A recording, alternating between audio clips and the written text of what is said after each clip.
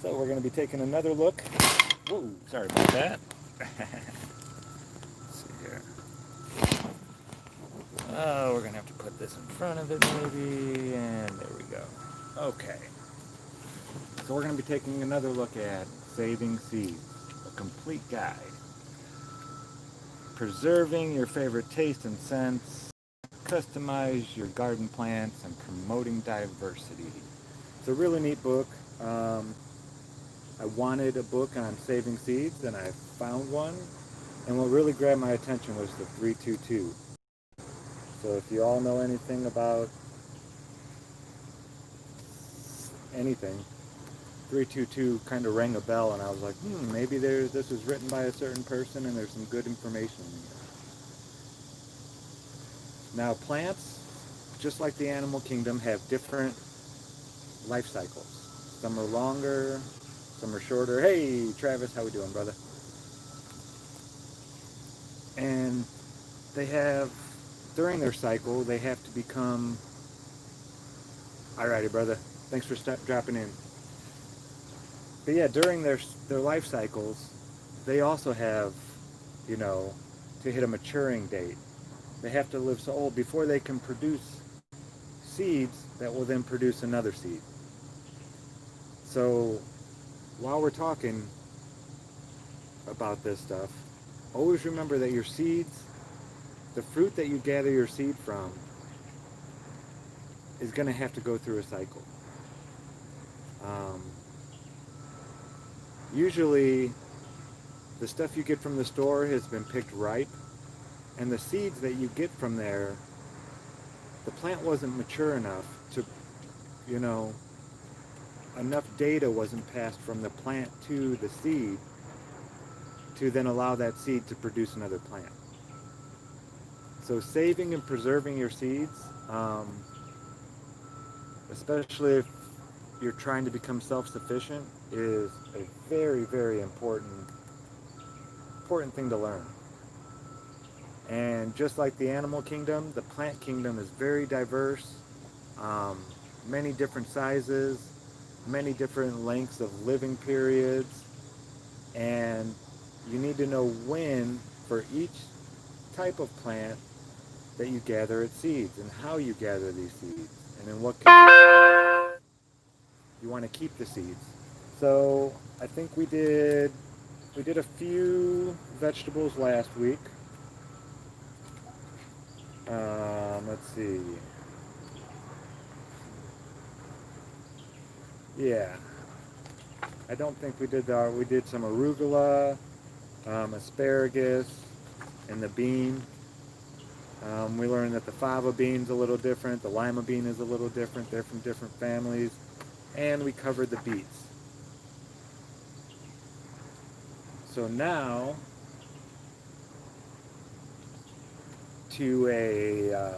like I said in the last time we did this, I put out the offer, if there's any certain plants you'd like to see, just drop them in the comments.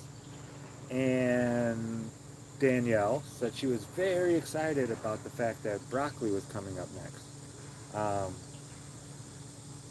and how to collect the broccoli, stuff like that. So we're going to jump right into this, and we will start off with broccoli, Italica group. It's part of the mustard family. It's a biennial, so you can grow broccoli 2 times a year. It says the seeds will be viable for about 3 years. Now again, I don't know how it is. We'll have to go into testing mode. I have a bunch of seeds that are real old. They're at least 8 years old now. And then I have more that were vacuum sealed in like 2014 maybe. 2013, sometime around there. So broccoli. Broccoli is closely related to cabbage and requires similar treatment of the cabbage for seed production and collection. Refer to the cabbage entry for details, but note the following key differences when broccoli seeds. So it tells us right here that broccoli and cabbage are very close, and it even goes to the cabbage part for all the details. It's going to give us a couple details though. We do have a crop alert in red letters. So we'll see what this has to say. Do not harvest any heads from broccoli plants intended for seed production. Okay, so if you are taking a small part of your broccoli and you want that just to be seeds, you will never cut into that plant. You will never gather any of the fruits from that plant. After all, broccoli heads are made up of flower bud clusters. If you eat the flowers, there can be no seeds. So that makes a lot of sense. So you're actually eating the flower when you're eating broccoli. It just hasn't opened up yet.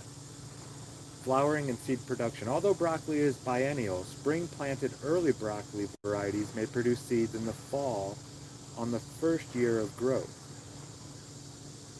Most main crop and late-season broccoli varieties, however, will produce mainly abortive flowers and few seeds in the first year. So if you decide to plant your broccoli in midsummer instead of early spring, you won't be gathering many seeds from those plants. So those would be pretty much strictly for eating. Now if you do plant your broccoli in the spring, early spring, you can then harvest those in the fall. See, just like everything else, it's a certain time to mature. And if you plant it in the midsummer, it's less likely to go through its full maturity stage before it gets to the frost that will put it dormant. If you have selected main crop or late season varieties and live in a cold locale, start seeds early indoors and transplant seedlings to the garden. Do not harvest the flower heads, and a few may produce some seeds in the fall. Dig the plants late in the fall and store them. Wow. So broccoli wants to be stored in very cold conditions. 32 and 40 degrees Fahrenheit. Between 0 and 4 degrees Celsius, you want to store your broccoli seeds. I did not know that. And at about 90% relative humidity. Wow. Now most seeds, they tell us to store them in a cool, dry place. It's usually around, 50, 60 degrees, something like that. This is just above freezing. And 90% humidity. Rotting may be excessive. So I guess keeping your broccoli seeds is a chore, especially if you're trying to be self-sufficient. Replant the plants in early spring, and the plants will produce tall seed stalks with abundant seeds in the summer. Wow. So this is a way to really get a bunch of broccoli seeds in the next year to store it at this. Okay, in areas where winter low temperatures remain above 28 degrees Fahrenheit or negative 2 degrees Celsius. So if it just hits freezing in your spot, direct sow broccoli seeds in the garden in early fall. Do not harvest the flower heads for the plants will overwinter, flowering in the spring and produce seeds the following summer. So you can plant your seeds in the fall as long as your low temperatures are above just the freezing point. So if you get, below 20 degrees, you don't want to try this. But if you're in a warmer climate down south, that's interesting. I'm going to be in a climate like that. I might actually try this. I've never done broccoli yet. Seed treatment. Just prior to planting, soak broccoli seeds in water held at 122 degrees Fahrenheit or 50 degrees Celsius for 20 minutes to destroy seed-borne diseases if they have been a problem in your garden. This may also reduce the germination rate. Well, yeah, I would expect so. 122 degrees. It's warm. For 20 minutes. I don't know if I would do that. I don't know. It would depend. Like I said, to destroy seed-borne diseases if they have been a problem in your garden. And then it talks about broccoli rabe, also part of the mustard family, but a ruvo group, not an Italica group. 5 years, seed viability, biennial or an annual. It's related to the turnip and requires similar treatment to that of turnips for seed production. Refer to the turnip for entry details. Early varieties of broccoli rabe sometimes set seed in the first year of growth.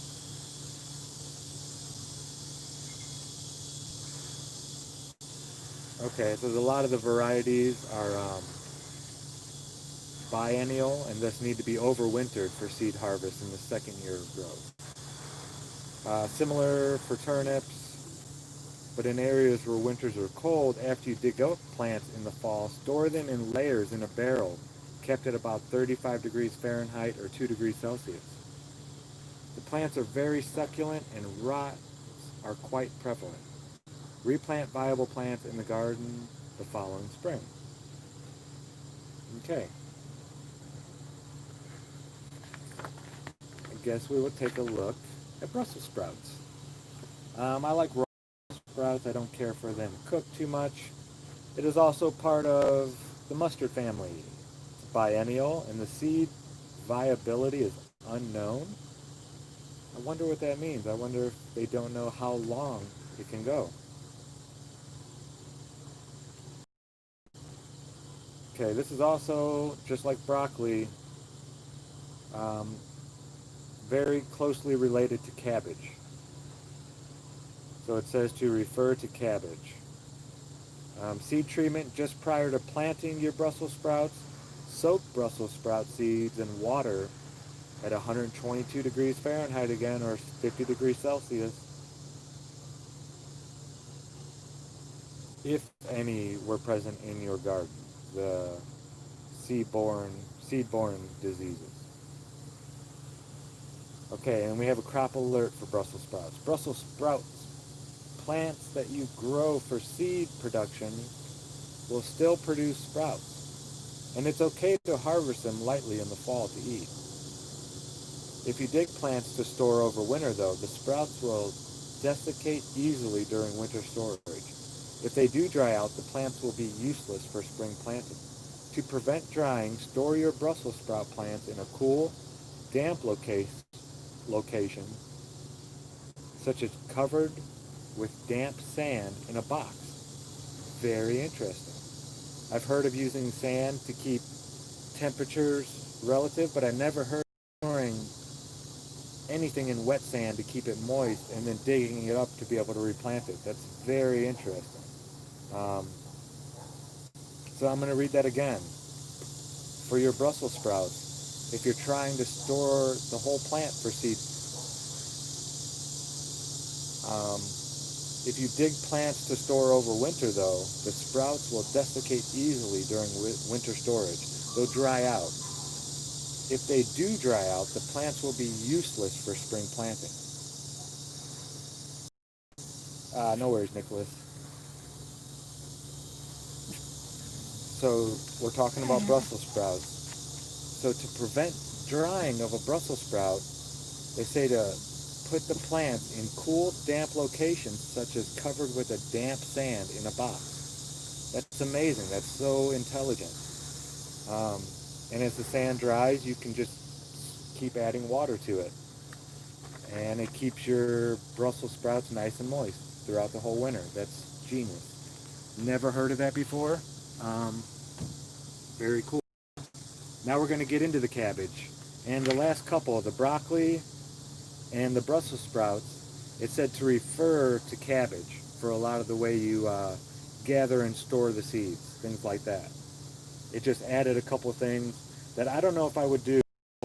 Putting it in 122 degree water for 25 minutes. That seems like, and it even says that this may reduce germination rate. Yeah, I would bet it would. But that was genius. Storing things in wet, damp sand over the wintertime. That's so smart. So we're going to get into the cabbage now. And there's a couple different types of cabbage. You have Chinese cabbage, your regular cabbage, and those are the two that it's going to cover in this book. Um, we'll cover those and maybe a couple more. We'll see.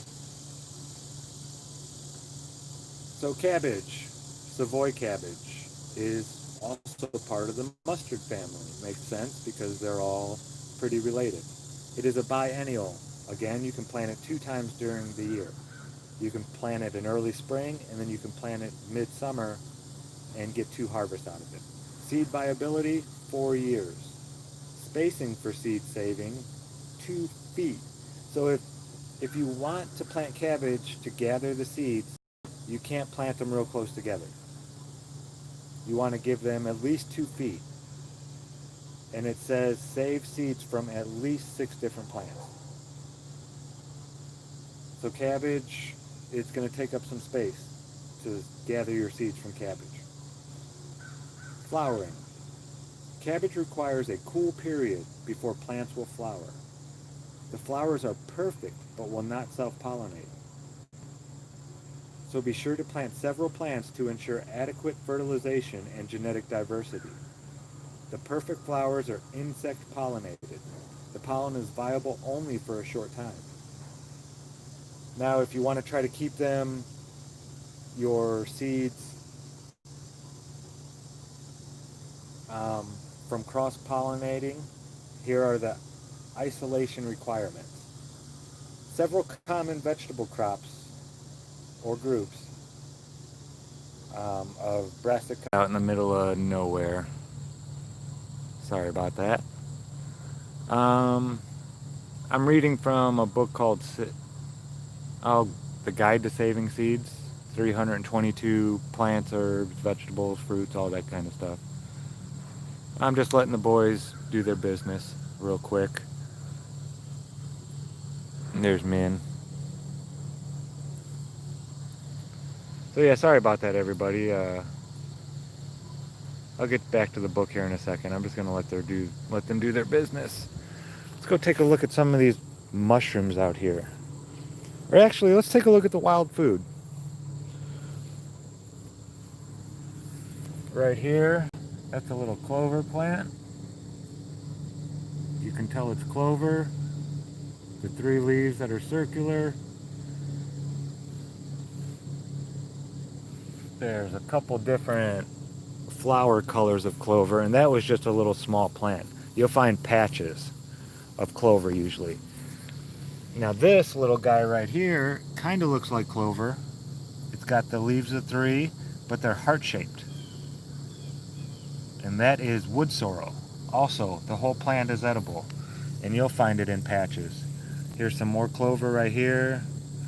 I know there's a big clover patch here where you just have clover, clover, clover, clover, clover. It spreads pretty wild. And the whole plant is edible. Any time of the year.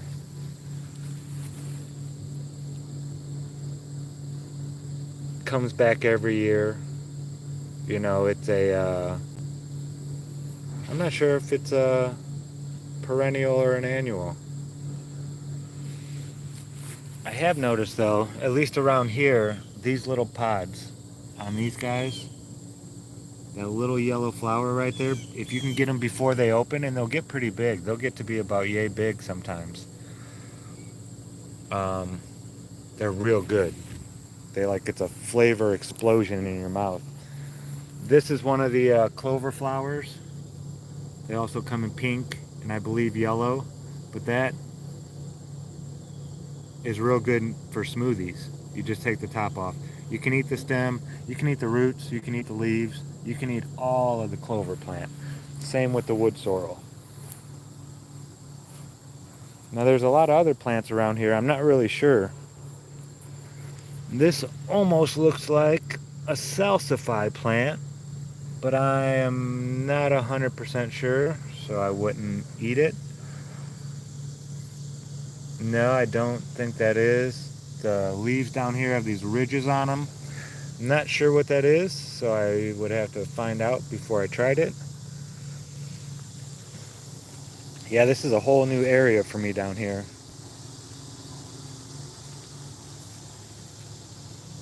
So we will get back to the seeds here.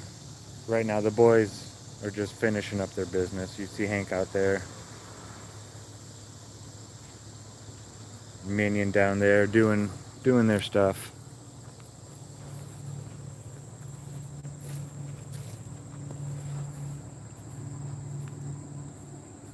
Okay, you guys, are you guys almost ready?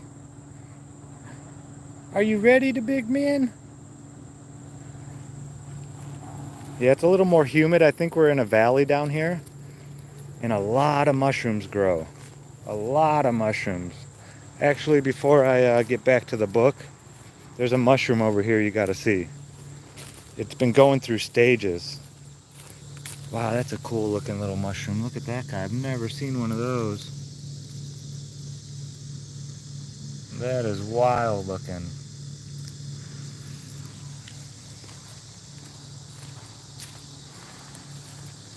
But this big old mushroom right here looked like a ball a couple days ago. This thing right here, it's all turned up now. These edges were all turned down into a big ball. It was huge. And then over the last 2 days, it's gone like this, and then opened up and, ooh, sorry friend, and flattened out like that. Never seen that take place either. So yeah, it's a different world. I have a lot of plants I need to learn about down here. So yeah, I'm excited to start getting to it, really. Okay, we'll get back to the book now. Let me head in. Yeah, there's acorns around here, black walnuts, all kinds of food just in this little, whoa, couple acres right here. You guys are wild guys. Oh my goodness. Are you running, gunning? Come on, let's go. Oh man. Oh man. What are you guys doing? Whoa, look at him go. Whew.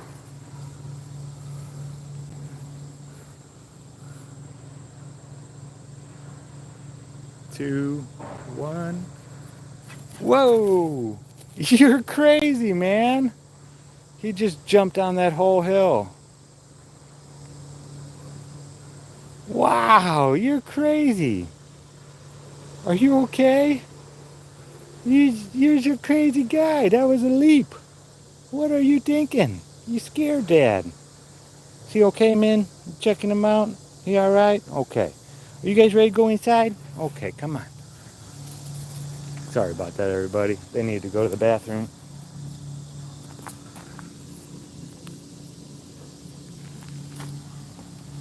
So we will get back to saving seeds.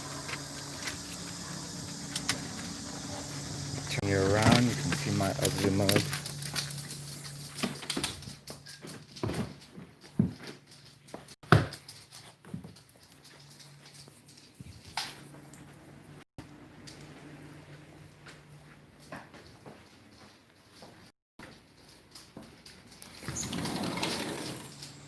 Are you guys coming? Oh, oh man, so fast. Such the fast guys. Oh my goodness. All right. Okay, sorry about that, everybody. The internet out here isn't the greatest, and we lose connection quite often. I mean, we're just at a B&B. It's not like it's, you know. It is beautiful though, and it really is quiet and away from everything. There's a guy who does some work over there throughout the day, but he's pretty quiet. Okay, we were on our isolation requirements. Now we're on cabbage, and the cabbage, broccoli, cauliflower, collards, kale, and kohlrabi can all cross-pollinate each other. So if you're trying to keep heirloom seeds, which is I don't know how they do it. You really need to protect your plants from insects being able to cross-pollinate from one flower to another. You almost have to have like a netting over your plant to not allow it to happen. If you do want to save seeds from any of these crops, you'll need to either bag the plants or plant a tall growing, non-related crop between different cousins. Minimum isolation distance to prevent crossing is 1 mile. Like I said, it's so hard. If you bag, be sure to put several plants in each bag because cabbage and related crops are self-incompatible. Also, you need to introduce pollinators into the bags. Alternate day bagging is an alternative, but seed production may be reduced. So, you have to let bugs in to pollinate, but you got to make sure that they haven't pollinated any other plants previously. It's like, how do you do this? It's almost, you have to go with a Q-tip and pollinate yourself. Okay, the seed collection. Now again, this will be for your broccoli, cabbage, cauliflower, collards, kale, and kohlrabi. A lot of these said to come here to the cabbage section to get your information. Oh, it looks like Cammy's up. Okay, guys, settle down. The fruits on the cabbage plant are pods called silicas, which ripen from the bottom of the plant upward. Pods at the bottom may shatter before those at the top are ripe. Wait until most of the pods turn light brown before picking. Do not harvest green pods, as they will contain mostly non-viable immature seeds. Alternatively, pull entire plants when most of the pods are brown and hang them upside down to cure in a warm, dry place. So unlike the broccoli and the things like that, when you're storing your cabbage, it says a warm, dry place. Whereas the broccoli and the, what was the other one? The Brussels sprouts, they said to store them in a really cold place. Yeah, 35 degrees, or 2 degrees Celsius. Now it's saying to store your cabbage in a warm, dry place, where the Brussels sprouts were definitely in a damp place, a cool, damp place. So all these different things, even though they're like part of the same family, you really need to know what you're doing to store them to get the seeds to work properly. The silica will split open when fully dry, so place something under the plant to catch the seeds. So again, you don't pick the plant and then go and pull the seeds out of the fruit. You let the fruit dry out completely. Nothing wants to grow by the sea. It could, I've never tried by the sea. Maybe the salt in the air. I really don't know. I've never, and I know England isn't one of the most nicest place for plants, I've heard. So I'm not really sure. I would have to do some looking into growing by the sea in certain places and see what you can do. Because a lot of plants, they like coexist together very well. And if there aren't the other plants around, that's why I put mint everywhere. In my gardens, I like to have mint.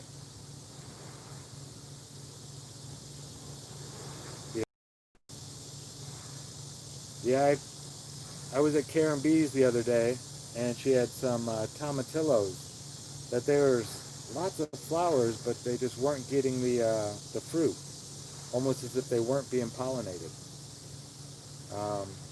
But these weren't things she planted. They were tomatillos from years ago that just keep popping back up.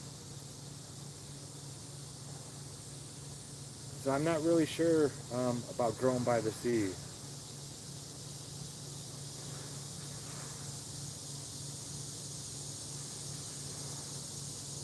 Yeah, certain plants may not take well to that air. That I'll have to do a little bit of looking into it for you, Sandra. I'll see what I can find.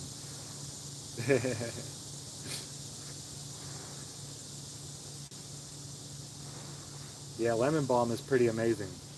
If you look into some alchemy books on lemon balm, they also call it Melissa. It has properties that are borderline magical, supposedly. I had a patch that I had started, and you need 50 pounds of it to make this tincture though. You need 50 pounds of dried lemon balm to make the tincture. So I was working on getting my lemon balm patch huge so I could try to make this tincture, but yeah, I've read it before in my alchemy book, but I'll read it again here. Yeah, lemon balm, I don't know. And many different alchemists throughout the ages have claimed this. It's really weird. So yeah, I'm going to definitely play more with lemon balm once I find my spot. So, cleaning your cabbage seeds for storage. Place pods in a pillowcase or other bag and crush by flailing or walking on them. Wow, so you really... Wow, these must be very strong pods and seeds. Walking on them. The seeds are small enough to fall through a sieve or other screen. Sift them from the shaft or remove shaft by winnowing. So wow, the cabbage seeds are so tiny that they will fall through a screen. So you can put all the stuff on a screen once you crush it all up and just kind of shake it around, and the cabbage seeds will fall through. Seed treatment. Just prior to planting, soak the cabbage seeds in water, again 122 degrees Fahrenheit or 50 degrees Celsius, to destroy any diseases if they were present in your garden. So if you've always had healthy cabbage, I wouldn't do this. It says this process may reduce germination rates slightly. Okay, so the optimum soil when you want to put your seeds into the ground so they'll be ready to go after you germinate them. The temperature is 65 to 70 degrees Fahrenheit, rather warm, 18 to 21 degrees Celsius. Seeds germinate in 3 to 4 days. Transplanting. Cabbage and its close relatives are easy to transplant. And in shorter season areas, transplants are a necessity. So if you have a real short growing season, you start your plants inside in the little trays, and then once they get bigger, you start it early before your season even starts. And then they're somewhat big enough and have already that long of a lifespan to where once you put them out in the yard, now season that you do have to grow in is long enough for them to mature.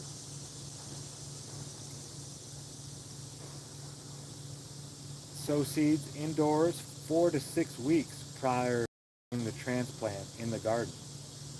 So a month to a month and a half before you would have started growing them in your garden, you want to start growing them inside. So about a month and a half before the weather, I have a ground thermometer. You can get one for $20. They do come in handy.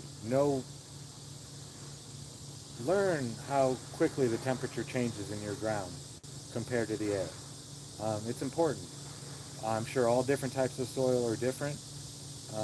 Water content probably plays a big role in that. But know your ground temperature. You don't want to go putting in a bunch of babies that need 65 to 70 degree or 18 to 21 degrees Celsius heat in 45, 50 degree ground. They're not going to make it. Those babies, even though they're alive already and they've been, sprouted and they're a month old and whatnot and everything, they're still babies. And putting them into a new condition, that's why whenever you transplant, I try to take soil from where I'm going to be putting the plants into. I use that soil to sprout them in. You don't want to go changing the soil type dramatically. You want it to be pretty much the same as the conditions were. So knowing your soil temperature is it's pretty important when you get into this kind of stuff, the transplanting. Transplanting while plants are still juvenile to avoid same season bolting. Okay, we're going to do one more. We'll do the Chinese cabbage. It's actually pretty big here in the United States, but not so much as eating. The farmers like to plant it during the winter. There's a certain, I don't know if this is the exact type, but they get real big in the wintertime, and then you just run your tractor over them and till them up, and it adds a lot of nutrients back into your soil. But there are people who obviously eat Chinese cabbage, and this is probably more of what they're talking about here. So it's a celery mustard, Chinese mustard, and pak choy. Celery cabbage, Chinese cabbage, pei sai. It's a mustard family, of course. It's a biennial. Like all of its relatives, you can plant it twice a year, early spring, midsummer. Says the seed viability is about 3 years. And spacing for seed saving, again, if you're going to use these plants to save seeds, you want to give them at least 2 feet apart. A lot of people plant cabbage 6 inches apart, a foot apart, depending on how big you want your cabbage to be. But if you're going to be gathering seeds from these, give them 2 feet, and it says to save seeds from at least 6 different plants.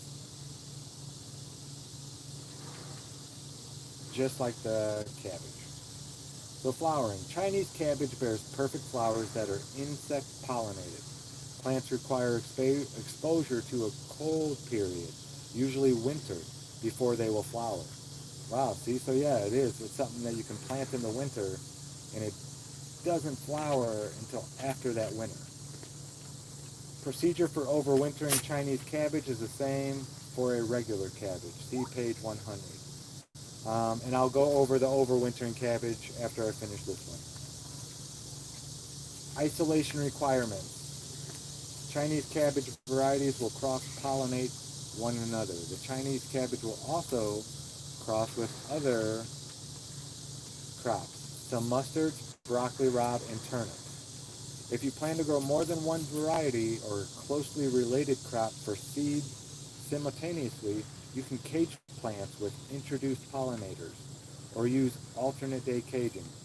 Again, the recommended isolation is 1 mile, which is it's almost impossible. You don't know what your neighbors are planting. You don't know what the person a mile away is planting. Okay, seed treatment. Just prior to planting, soak Chinese cabbage seeds in water, blah, blah, blah, 122 degrees Fahrenheit, 50 degrees Celsius. I don't know if I would do that. And this doesn't say if you had problem before. This is saying this is part of the seed treatment to destroy seed-borne diseases. So maybe they get more diseases. I know a lot of different types of plants. Some have more disease-resistant chemicals inside of them. Germination temperature, same as the cabbage, 65 to 70 degrees Fahrenheit, or 18 to 21 degrees Celsius. Okay, it says Chinese cabbage is easy to transplant. Start seeds indoors 6 to 8 weeks prior to starting your transplant in the garden. So pretty much the same as cabbage. Now, cabbages generally don't flower until after exposure to winter cold. This is generally all cabbages the same. In mild winter areas, you can overwinter them in the garden, but in short season areas, you'll need to dig the plants in a protected area. In year 1, in cooler areas, plant cabbages to be saved for seed later in the season than you would for eating, but early enough that plants will have passed the juvenile stage before winter or cold treatment. So probably like late summer. Otherwise, they will not produce flower stalks. Plants with stems larger in diameter than a pencil or with 4 or 5 true leaves have passed the juvenile stage. So it's giving you a size. Once it gets, thicker than a pencil, and it has 4 or 5 true leaves, most likely it is out of its juvenile stage. So it may take you a couple years to get it down on exactly how long it grows in your region. It takes to get to that stage, and every year can be slightly different, temperature-wise, water-wise, things like that. But if you water regularly, and it's a somewhat normal year for your area, then you're pretty safe with. Okay, it says in early to mid-October, dig the seed plants carefully, including the roots, and remove the excess large leaves. Now, a lot of plants will have water leaves that are just much bigger than the other leaves. I believe that's what they're talking about. Okay, when you're removing the roots, you give them a lot of room. Those roots are going to stretch out pretty deep into your soil, most plants. So I would start at least 1.5 feet away, as much room as you can, and break up the soil a lot, all the way around it. Slowly work your way in. Getting closer to the surface, like here's your plant in the center. You start out here, here's your plant, and say this is 1.5 feet away. You can dig kind of deep down into the soil. But as you're getting closer to the plant, you're going to want to come up near the surface, because all these roots, they start right there and they grow out and down. So, and if it had a lot of rain, a lot of the roots didn't have to get too deep into the soil, and they'll be right on top. They'll be real close to the top. Places with a lot of rain, the roots are usually a lot closer to the surface than drier places where they have to dig down into the earth to get to the water. Okay. Trimmed heads and stalks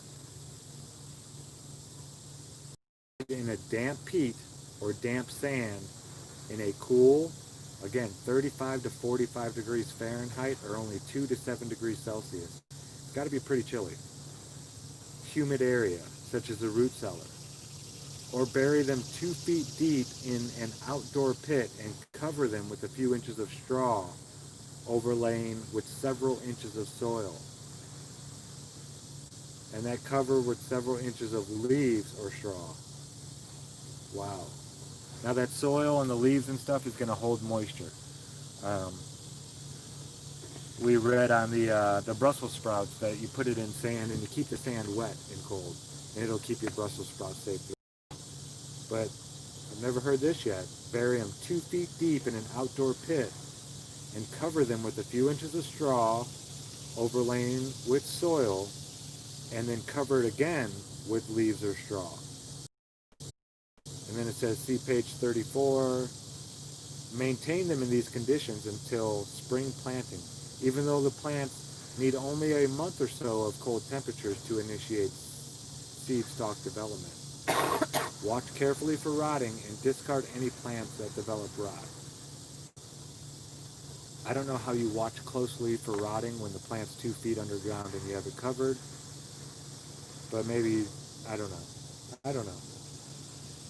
In warmer climates with cool 40 to 50 degrees Fahrenheit or 4 to 10 degrees Celsius winters, so it never gets below freezing, harvest plants for eating selectively, so that plants left in place to overwinter for subsequent seed production are at least 2 feet apart. Mulch these plants or partially cover them with soil for winter protection. So you don't have to go and bury them, but it's good to put straw all the way in, or wood chips, and just kind of partially cover them. So not completely. And then year 2. In the spring, carefully replant stored heads with the bottom of the heads touching the soil surface.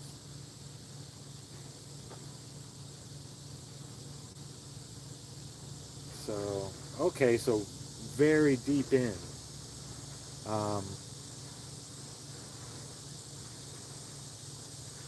Space plants at least 2 feet in all directions. Okay. If you left plant in place in the garden, remove winter mulch as soon as you detect the first new growth of the plant. So keep an eye on your plant, and as soon as you see it starting to grow anything new on it, you can go ahead and pull all the mulch away. It's okay now. As the plants resume growth, a flower stalk will arise from the core and emerge from the top of a cabbage head. Some folks cut an X in the top to aid the emergence of a stalk. I don't know if I'd want to do that. If you try this, avoid cutting too deeply or you may damage the growing point. Yeah, exactly. Staking may be necessary as the seed stalk elongates. So what it's saying in staking is you put something there and you tie it up to it.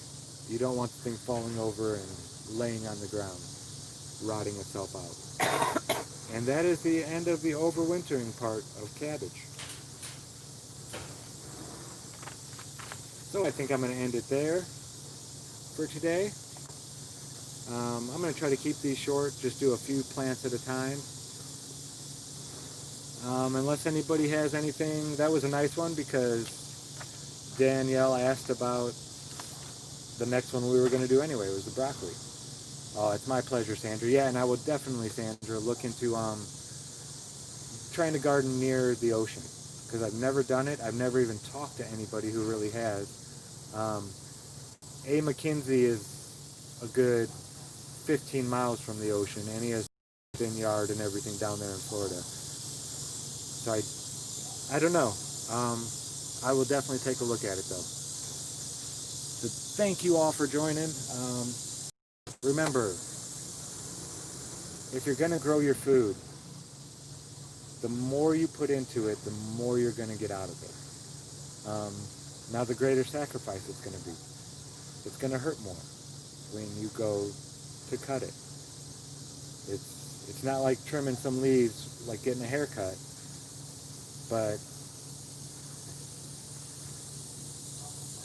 every time I went to go harvest my plants, at the end of the year, the plants that you eat the whole plant, it hurts. Now the fruits from the plant, you're very thankful and you're very grateful.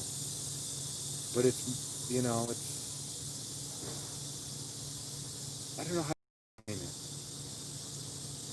The more love and intent that you put into your plants, just like your animals, when you go to sacrifice them, it's going to hurt you, and they will feel that. They will know. I don't know. It's a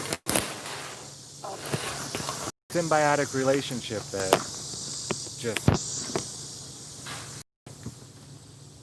your food will be healthier.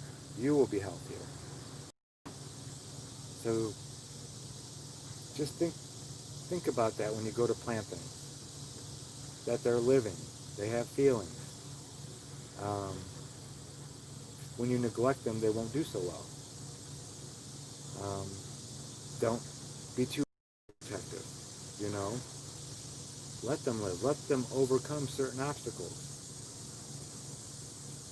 But protect them from things that are really going to hurt them.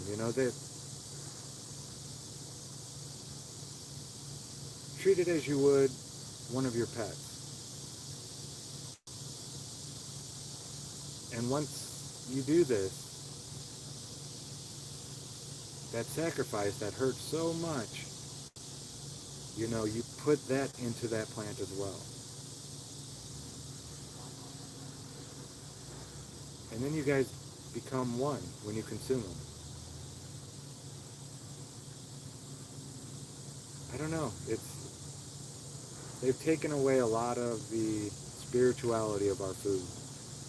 And I think that's one of the things that hurts us so much is we're not spiritually connected to the things that we're putting inside of our bodies. So, the garden is my church. That's where I go to connect with the Creator, and I've had some amazing, amazing feelings while in that sanctuary of mine. And plants can do amazing things for you. You just ask them. I started growing my hair back, making tinctures, but realized it was out of vanity, so I quit taking them. But I still have the tinctures. I'm going to break them all down and recombine them with a different intent, a more intent, a more, noble intent, as to show people that we can do we can grow our hair back if we're bald just by asking a plant to help us, and then in turn using that intent and all that symbiotic relationship. And it's amazing. It's like magic, folks. It really is. And chemistry took this out of alchemy. In chemistry, this is laughed and scoffed at now, when chemistry got its roots from all of this stuff. So make your garden a special place for you. It's not just food. It's so much more than food. If you want it to be, it can be. And yeah, losing friends hurts. Losing our pets hurts. Losing anything you really love hurts. But that's one of the lessons of this place. Don't fear loss. Don't fear it. These things are going to happen.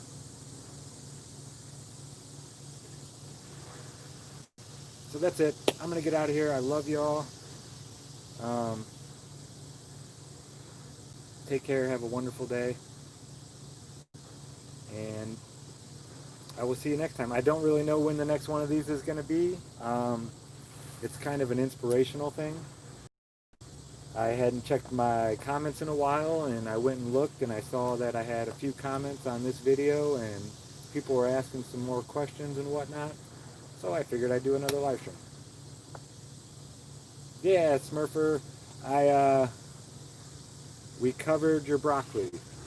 We got that one done. Now we don't have to go in order, and we don't even have to do, this is for flowers, trees, shrubs, any type of plant you guys can think of. If you want to know how to collect a seed from it, go ahead and drop it in the comments, and those will be the ones that we cover next week for sure. Because I don't want to be covering a bunch of things that nobody's going to try to grow.